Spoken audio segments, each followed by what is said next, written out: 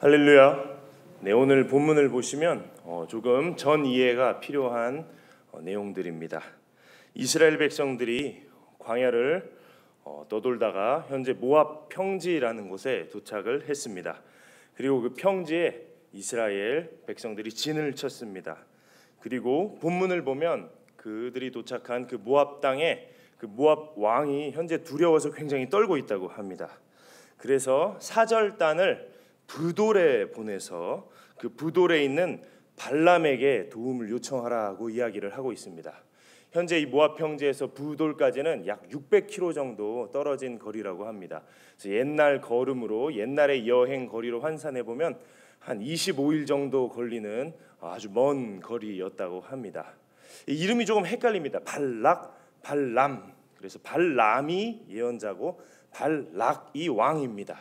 이 구분을 어떻게 하냐 하면요, 이 발람 그 라에 미음이 붙어 있지 않습니까? 그 미음이 한자로 입 구자랑 비슷하지 않습니까? 그러니까 발람은 예언자고 발락은 왕이다, 이렇게 기억하시면 신대원 입시를 하실 때 굉장히 이게 이제 쉽게 기억을 하실 수 있습니다. 예, 그리고 5절에 보면 한 민족이 애굽에서 나왔다라고 이제 예언자 이 발람이 저주할 대상을 이 왕이 설명을 하고 있습니다. 모압 왕 발락, 이 발락 왕의 이 청탁이 이루어질 수 있을까요? 이 모압 왕 발락의 이 청탁은 이루어질 수가 없습니다. 왜냐하면 이스라엘 백성은 그냥 단순히 애굽에서 나온 한 백성이 아니라 하나님의 백성, 하늘의 백성이었기 때문입니다. 창세기 12장 3절 말씀을 제가 읽어드리도록 하겠습니다. 너를 축복하는 자에게는 내가 복을 내리고 너를 저주하는 자에게는 내가 저주하리니 땅의 모든 족속이 너로 말미암아 복을 얻을 것이라 하신지라. 아멘. 여러분, 우리도 또한 이 하나님의 백성임을 믿으십니까? 우리를 통하여서 하나님의 축복이 이 땅 가운데 정말로 널리 퍼져갈 것입니다. 아멘.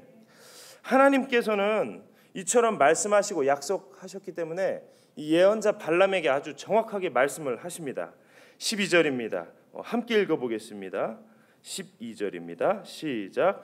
하나님이 발람에게 이르시되 너는 그들과 함께 가지도 말고 그 백성을 저주하지도 말라.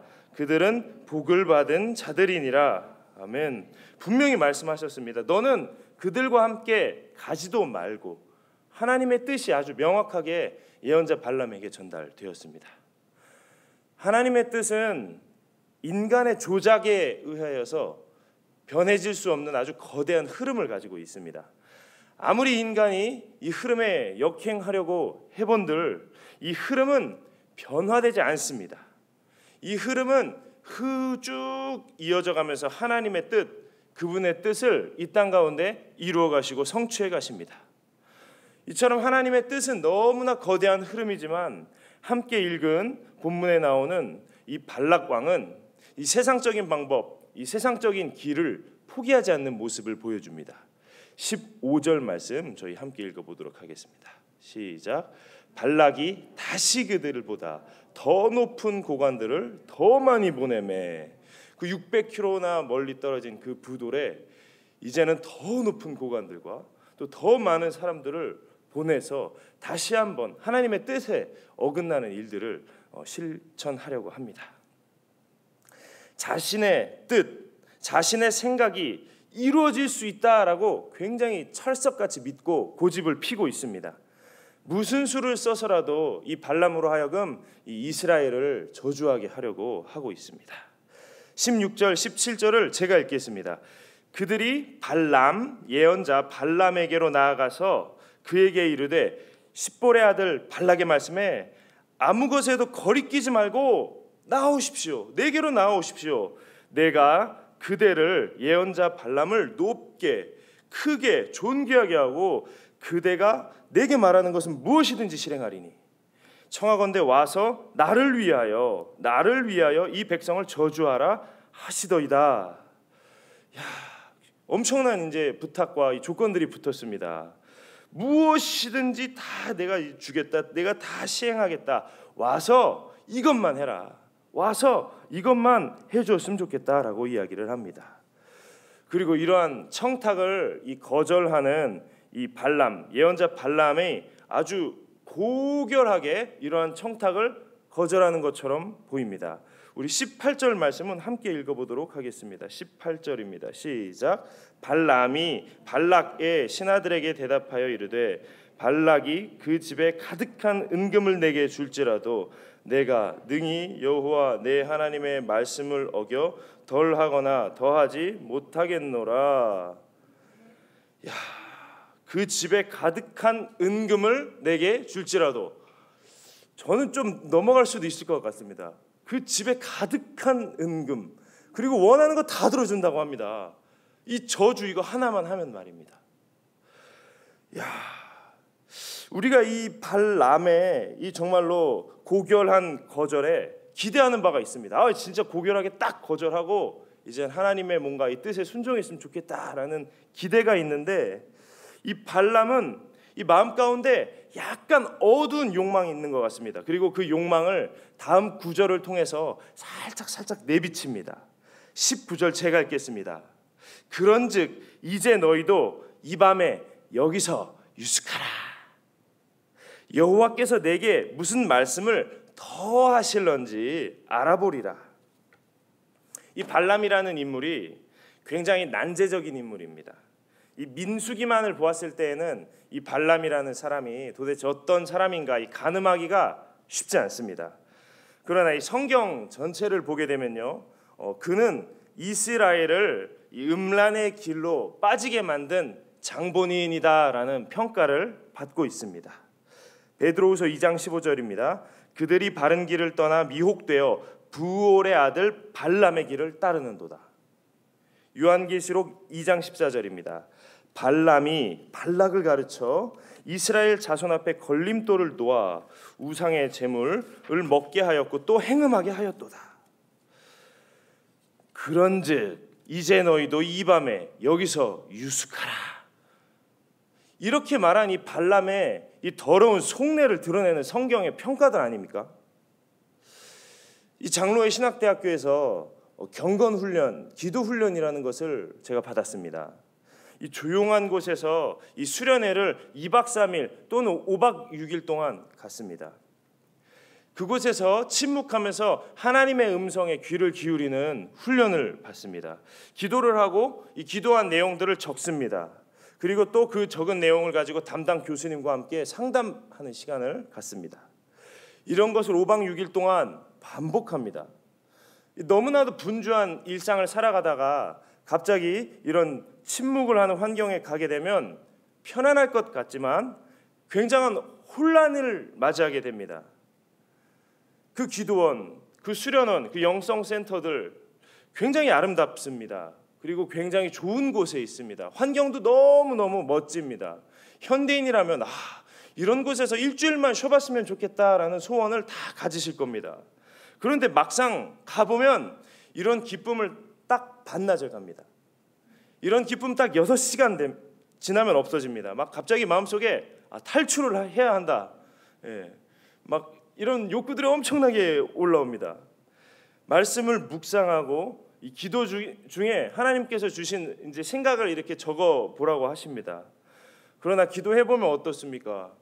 거의 잡생각만이 이 머리를 가득 채웁니다. 그곳이 이제 시골이기 때문에 기도하다 보면 저쪽에서 이제 닭이 웁니다. 그러면 이제 머릿속에 어떤 생각들이 듭니까? 배가 고프다. 치킨, 막 양념치킨이 막 떠오르고 막 굉장히 복잡해집니다. 하나님의 음성과는 굉장히 거리가 먼 생각들이 머리를 채웁니다. 이런 생각들로만 기도하는 시간을 보내면 공책에 뭐 적습니까?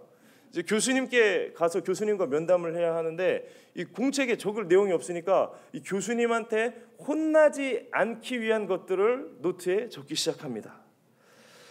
그날 저녁 예배가 되었습니다. 교수님께서 이 기도를 어려워하는 신학생들에게 이런 말씀을 해 주셨습니다. 여러분, 우리가 하나님의 음성을 듣지 못하는 것은 순종하려 하지 않기 때문입니다. 여러분이 주님을 위해 인생을 드렸다고 생각하지만 여전히 우리는 우리들의 삶을 살고 싶어 합니다. 그런 모습을 우리가 인정하려 하지 않는다면 영원히 하나님의 음성은 들리지 않을 것입니다. 교수님이 성대모사를 조금 하자면 이렇습니다. 그런 모습 인정하지 않으면 들리지 않지. 주님께서 무엇을 말씀하시든 순종하겠다는 각오로 50분을 기도해야지. 순종하겠다는 각오로 기도의 시간을 보내라고 하신 그 말씀이 여전히 제 마음 가운데 깊게 새겨져 있습니다. 우리들의 모습은 어떻습니까? 제가 그렇게 기도를 배운 것이 2013년이었습니다. 8년이라는 시간이 지났지만 이러한 태도가, 이러한 방식이 제 몸 가운데 잘 익숙하게 되질 않습니다. 여전히 은혜가 아니면 기도하다가 아차합니다. 왜 이렇게 기도가 안 되지? 이 소리, 이 난방 소리, 이런 것들이 막 신경이 쓰이고, 의자가 잘못된 거야. 의자가 막 제가 방석도 가지고 옵니다. 뭔가 벨트가 너무 쪼여. 벨트를 막 조정도 합니다. 이 생각 저 생각이 꼬리에 꼬리를 물고 나서야 이제야 하나님의 은혜로 깨달음이 찾아옵니다. 내가 지금 바라는 것이 십자가의 길이 아니구나. 내가 매일 십자가 배가 아니라 지금 뭔가 편안한 환경, 뭔가 이거다 하는 느낌, 또 어떤 내가 원하는 무언가를 구하고 있구나 하는 그런 깨달음과 생각들이 찾아오기 시작합니다. 이 8년이 지난 지금 제가 익숙해진 것은 딱 한 가지입니다. 이제는 이런 저의 모습이 익숙해졌습니다. 이 개신교를 부흥시킨 이 칼빈 종교개혁자, 이 칼빈 선생님께서 5가지 원칙을 내세운 것 중에 첫 번째가 전적 타락이라는 원리입니다. 말이 조금 어렵지만 저는 이 전적 타락이라는 것을 기도 생활에서 가장 많이 느낍니다. 이 애초에 이 기도라는 것이 이 접근이 잘 되지가 않습니다.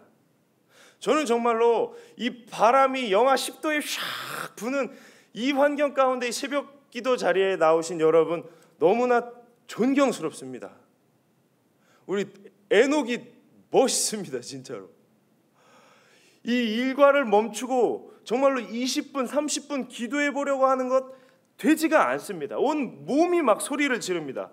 아니야, 상현아, 아니야. 지금 하는 일이 얼마나 중요한데 이걸 어떻게 멈춰? 너 지금 하고 있는 그 생각을 멈추면 안 돼. 그거 정말로 중요한 거니까 꼭 붙잡아. 거기 매달려. 마치 예언자 발람이 그 찾아온 신하들에게 하루만 유숙해 라고 말하는 것과 똑같은 이 느낌이 저에게 찾아옵니다. 계속 나의 뜻과 나의 욕심을 살아가려고 합니다. 여러분, 오늘은 이 사순절이 시작되는 제의 수요일입니다.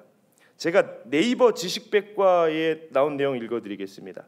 사순절 첫날인 제의 수요일 예배에서 목사는 참회의 상징으로 종려나무 가지를 태운 뒤 남은 잿가루로 교인들의 이마에 점이나 십자가를 그리고 너는 흙이니 흙으로 돌아갈 것을 기억하라고 말하는 의식을 갖는다고 이 네이버에는 나와 있습니다.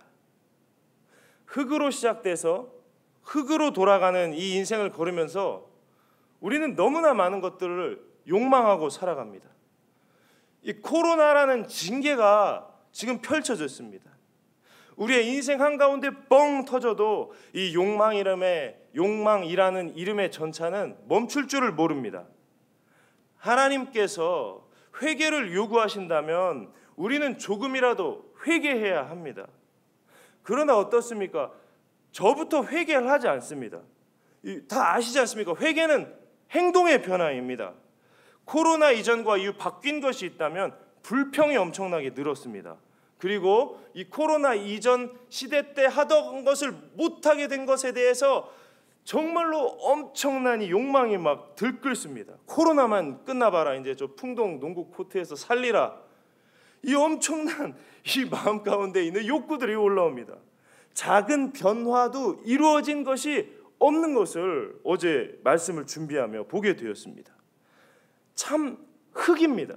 저의 인생이 참 가능성을 찾아볼 수 없는 죄입니다. 죄. 1년 내내 막 죄를 뒤집어 쓰고 살면 조금 나아질까요? 제가 성경을 묵상하면서 발견한 것이 하나 있습니다. 인간의 이 삶이라는 것 자체가 참 죄라는 것입니다. 구약 성경을 보면 참 희망 찾기가 힘듭니다. 한 왕이 좀 잘한다 싶으면 다음 왕은 므낫세입니다. 신약 시대에도 그렇습니다. 예수님 시대에도 그렇습니다. 승천하시고 부활하시고 성령을 보내주셔도 크게 변하지 않는 것을 봅니다. 사도 바울의 편지가 뭡니까?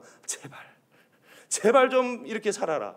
제발 좀 변해라. 제발 좀 서로 사랑해라. 제발 좀 서로 차별하지 마라 하는 내용들이 계속 줄을 이으는 것을 볼 수가 있습니다.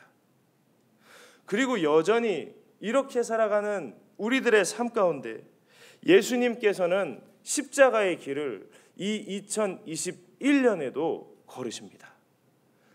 제 마음 가운데 이런 마음도 있어요.